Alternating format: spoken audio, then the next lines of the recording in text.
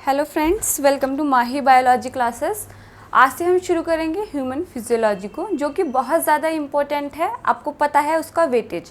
Human physiology के अगर हम वेटेज को देखें तो यहाँ पर हर साल 30 से लेकर 35 क्वेश्चन सीधे आपके ह्यूमन फिजियोलॉजी एनसीईआरटी से पूछे जाते हैं, क्योंकि वास्तव में अगर जूलॉजी का पार्ट कहें तो वही यही है ह्यूमन फिजियोलॉजी। तो ह्यूमन फिजियोलॉजी को आज हम शुरू करेंगे, जिसमें मैंने ऑलरेडी वैसे ले लिया है इसके 1-2 लेक्चर, लेकिन आज हम स्टार्टिंग से उसको शुरू करेंगे ह्यूमन फिजियोलॉजी को, जिसमें हम फर्स्ट चैप्टर को करेंगे पाचन एवं अवशोषण। पाचन एवं अवशोषण ह्यूमन फिजियोलॉजी का फर्स्ट चैप्टर है। ह्यूमन फिजियोलॉजी के अंदर टोटल 7 चैप्टर को इंक्लूड किया गया है, जिसमें हम पाचन एवं अवशोषण को पढ़ेंगे। तो देखिए, पाचन नाम अगर देखें पाचन, तो पाचन की क्रिया क्या होती है, मतलब कि देखिए भोजन हमें सबको पता है कि हमें भोजन लेना बहुत ज़्यादा ज़रूरी है, क्योंकि हमारी मूलभूत आवश्यकता है। क्यों है? भोजन से हमें न्यूट्रिशन मिलता है, हम कहें एनर्जी मिलती है, हमें वृद्धि होती है हमारे शरीर की, नई सेल्स बनती है, जो सारा रिपेयरिंग काम होता है सब भोजन कर रहा है, मेटाबॉलिक प्रोसेस चल रहे हैं सारे। तो मतलब भोजन मूलभूत आवश्यकता है। अगर हम भोजन के भी मुख्य अवयवों को देखें तो उसमें देखेंगे हम कार्बोहाइड्रेट होता है, प्रोटीन होता है, वसा होता है, मिनरल्स और खनिज भी होते हैं उनके अंदर, विटामिन्स और खनिज भी होते हैं। जबकि विटामिन्स और खनिज को देखें तो बहुत सूक्ष्म मात्रा में चाहिए होते हैं हमारी बॉडी को, मतलब कम मात्रा में चाहिए होते हैं, हमें उनकी ज़्यादा मात्रा में रिक्वायरमेंट नहीं होती। बट अगर जितनी मात्रा हमें चाहिए उनकी और वो हमारी बॉडी को ना मिले तो बॉडी में डिजीज़ेस देखने मिल जाती हैं। हमें पता है विटामिन से कितनी सारी डिजीज़ेस होती हैं। किसी खनिज की अगर हम देखें तो अगर कैल्शियम की देखें, कैल्शियम की कमी हो जाएगी तो कैल्शियम हमारे दांतों को, हड्डियों को मजबूत करता है, हमारे मसल कॉन्ट्रैक्शन में भी हेल्प करता है, तो वहाँ पर भी बहुत सारी प्रॉब्लम्स हो जाएंगी। तो मतलब इनकी थोड़ी सी मात्रा बहुत ज़रूरी होती है बॉडी के लिए, लेकिन बॉडी को इनसे कोई ऊर्जा नहीं मिलती, कोई एनर्जी नहीं मिलती है। तो हमारे भोजन के मुख्य अवयव क्या हैं? कार्बोहाइड्रेट है, प्रोटीन है और वसा है। अगर हम देखें अब पाचन क्या है, हम पाचन को पढ़ना क्यों ज़रूरी है? तो देखिए, पाचन को पढ़ना ज़रूरी है क्योंकि ये जो कार्बोहाइड्रेट हम भोजन में लेते हैं, प्रोटीन लेते हैं या फिर वसा लेते हैं, तो इनको हमारी बॉडी ऐसे ही एब्जॉर्ब नहीं कर सकती, ऐसे ही इनसे एनर्जी नहीं ले सकती।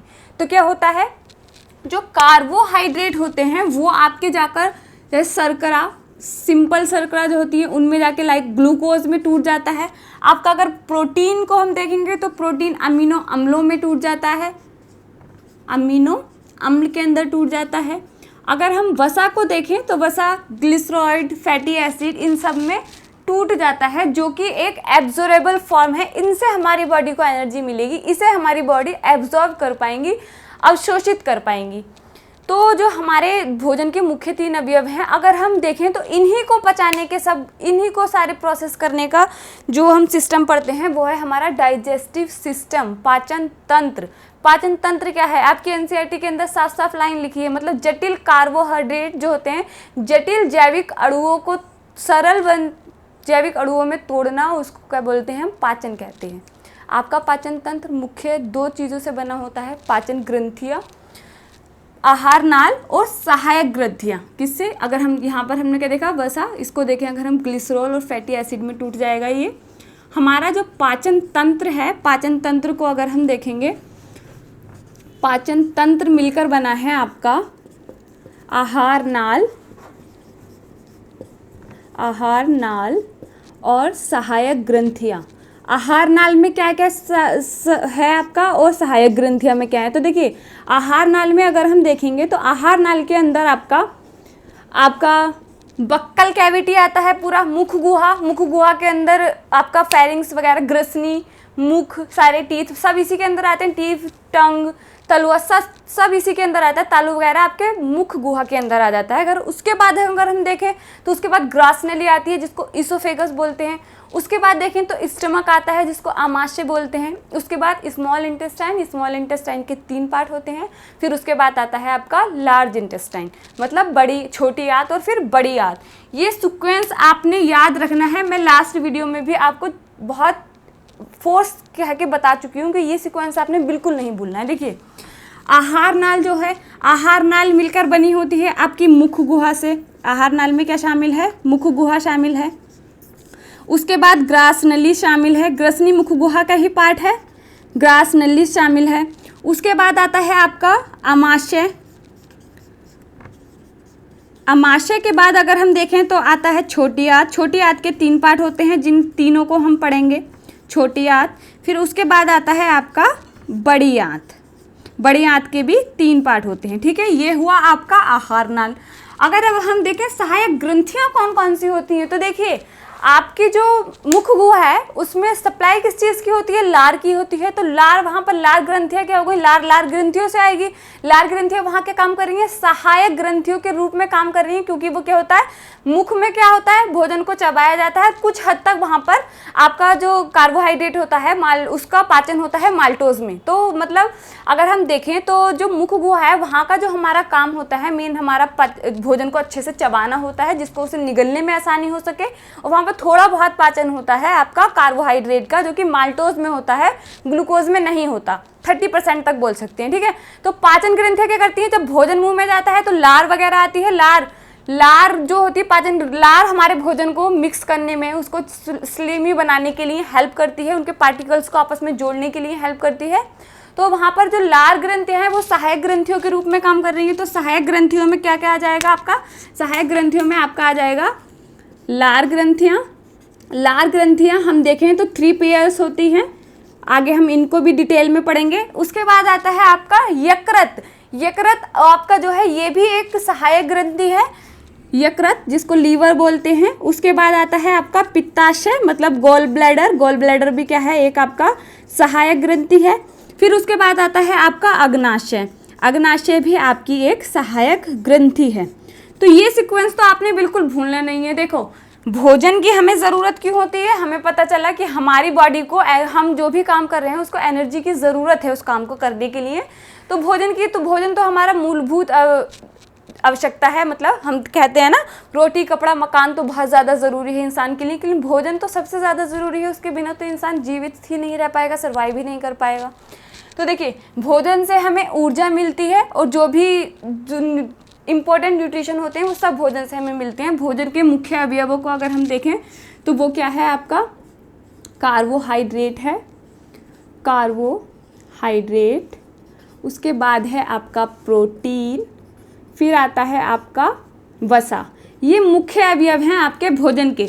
आपको खनिज और विटामिन्स भी ज़रूरी होते हैं, खनिज और विटामिन्स भी ज़रूरी होते हैं, लेकिन वह कम मात्रा में होते हैं, ठीक है। इस चीज़ का ध्यान रखना है।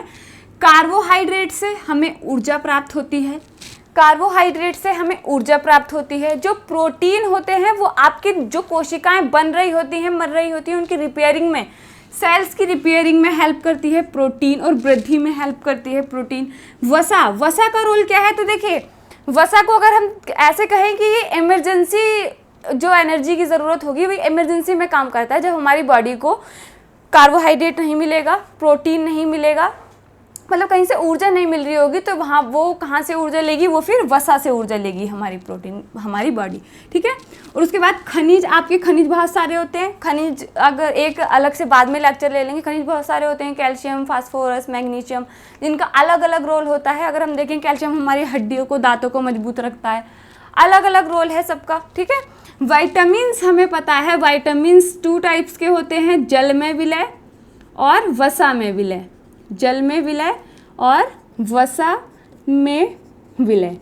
जल में विलय विटामिन्स कौन से होते हैं, जल में विलय सिर्फ 2 होते हैं, बी और सी, जबकि वसा में विलय होते हैं ए, डी, ई और के।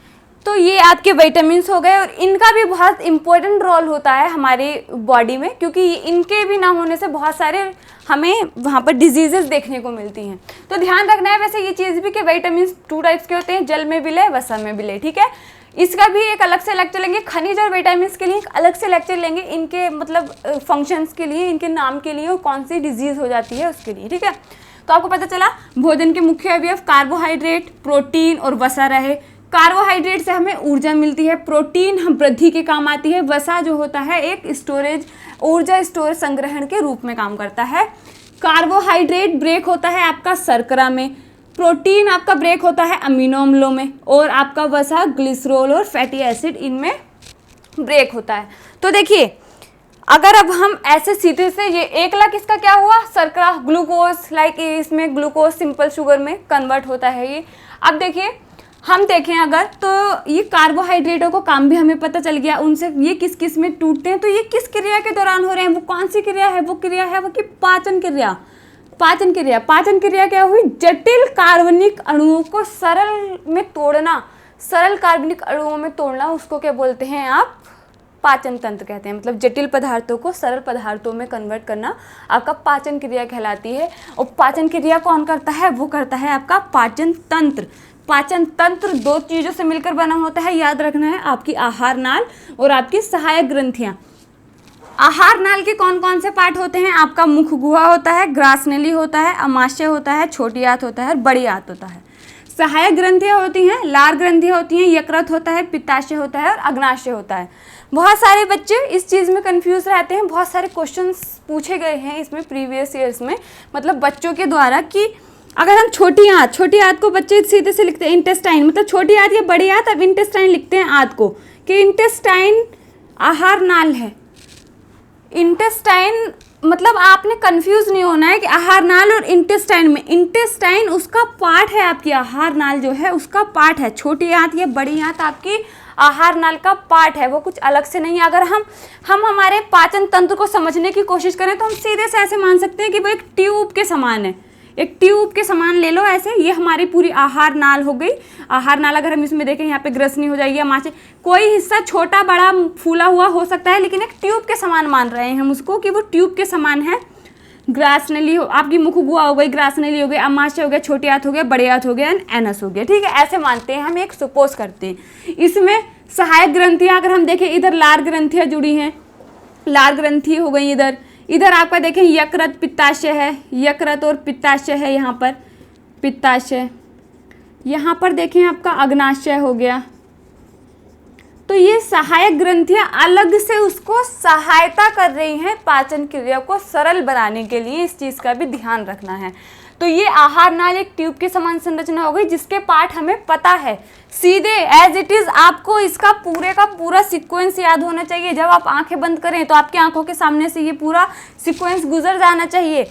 आपके एनसीईआरटी के अंदर साफ साफ लिखा है कि क्या होता है, भोजन के मुख्य अवयव क्या हैं, कार्बोहाइड्रेट, प्रोटीन, वसा है, खनिज और विटामिन की हमें सूक्ष्म मात्रा में आवश्यकता होती है। जल जो है, जल भी भोजन के लिए, मतलब भोजन को पचाने के लिए क्रिया में आवश्यकता होता है। अब क्यों, देखिए जल क्यों आवश्यक होता है, यहाँ पर है आपका पॉलीमर, अगर हम इसको कहें तो ये बहुलक है, क्योंकि इसको बनाने वाली इकाइयाँ क्या हैं, इसको बनाने वाली इकाइयाँ हैं आपकी ग्लूकोज। अगर हम कहें ग्लूकोज से बना है, यहाँ पर देखें तो ये अमीनो अम्लों से बना है, इसका एक लग क्या हो गया, अमीनो अम्ल हो गया। तो जब हम संघनन क्रिया को पढ़ते हैं, वहाँ पर जब हम संघनन क्रिया पढ़ते हैं केमिस्ट्री में, वहाँ पर क्या होता है, जब एक लग से बहुलक बनता है तो पानी का एक अणु बाहर निकल जाता है, पानी का अणु। तो अब जब हम बहुलक से एकलक बना रहे हैं, पाचन की क्रिया में बहुलक से एकलक में कन्वर्ट हो रहा है वो, तो वहाँ पर क्या होगी, जल की ज़रूरत होगी।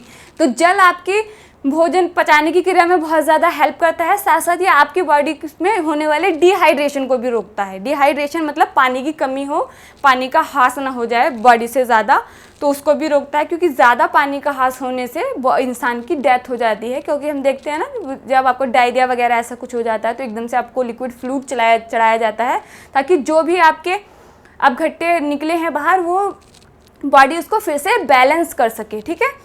ये था, ये आज मैंने कुछ बेसिक आपका लिया है, बेसिक से हमने सिर्फ बेसिक स्टार्ट किया है। नेक्स्ट वीडियो में हम हर चीज़ पर अलग अलग बात करेंगे। नेक्स्ट वीडियो में हम बात करेंगे ये जो आपकी आहार नाल है, इसको बनाने वाली जो पूरी इसके हिस्टोलॉजी को पढ़ेंगे, ऊत की संरचना को पढ़ेंगे इसकी, कि वहाँ पर क्या होगा, ठीक है। आज के लिए इतना ही, अच्छे से पढ़िए, अपने नोट्स अच्छे से बनाइए, अपने देखिए खुद के नोट्स। बच्चे कई बार ये बोलते हैं कि नोट्स प्रोवाइड करा दीजिए, PDF दे दीजिए, उस ग्रुप को ज्वाइन कर लीजिए, उस ग्रुप को। तो ये देखो बच्चा, आपने अपने नोट्स खुद से बनाने हैं। दुनिया में उससे ज़्यादा बेस्ट नोट कोई भी नहीं है, जो नोट्स आपने खुद अपने हाथों से बनाए हैं, क्योंकि आप अपनी लैंग्वेज को अच्छे से समझते हैं, आप समझ के उसको चीज़ को बना रहे हैं, तो वो आपके लिए सबसे ज़्यादा बेस्ट है। तो खुद से अपने नोट्स बनाइए, खुद से मेहनत कीजिए, सब चीज़ आपको बताई गई है, आप अच्छे तरीके से अब इसके नोट्स बना लीजिए। हम मिलते हैं हमारे नेक्स्ट वीडियो में, तब तक के लिए पढ़ते रहिए। Thank you.